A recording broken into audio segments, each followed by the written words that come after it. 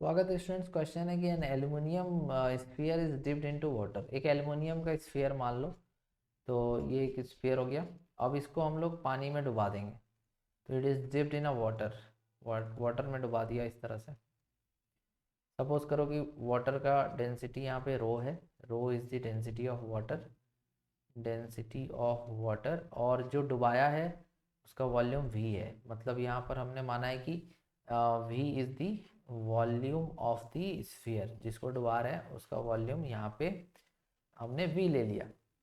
तो अब ये क्वेश्चन कह रहा है कि which of the following statement is true, buoyancy will be less in water at 0 degree centigrade that in water at 4 degree centigrade. तो एक काम करते हैं, पहले हम लोग बॉयंसी का फॉर्मूला लिखते हैं।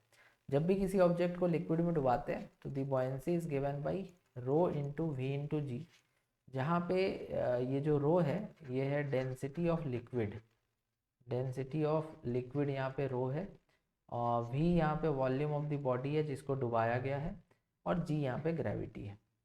तो हम जानते हैं कि चाहे तुम पानी का टेम्परेचर को 0 डिग्री रखो चाहे 4 डिग्री रखो, वी तो दोनों के इसके लिए सेम होगा, क्योंकि जो वॉल्यूम हम डुबा रहे हैं 0 पे या 4 पे, वो तो दोनों केस में सेम रहेगा। ठीक है, लेकिन अगर हम वाटर की डेंसिटी की बात करें, लिक्विड की डेंसिटी की बात करें, तो यहाँ पर जो density of water at 0 degree is less than density of water at 4 degree, क्योंकि वाटर का जो डेंसिटी होता है वो मैक्सिमम होता है 4 डिग्री पे।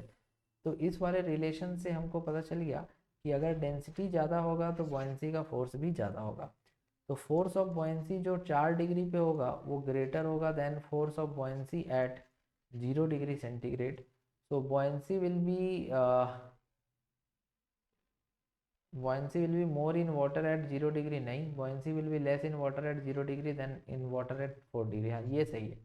तो जो buoyancy का फोर्स होगा वो 4 डिग्री पे ज़्यादा होगा, क्योंकि वहाँ पे डेंसिटी बढ़ चुका है पानी का, और अगर पानी का डेंसिटी लिक्विड का डेंसिटी बढ़ेगा तो फोर्स ऑफ buoyancy भी बढ़ जाएगा।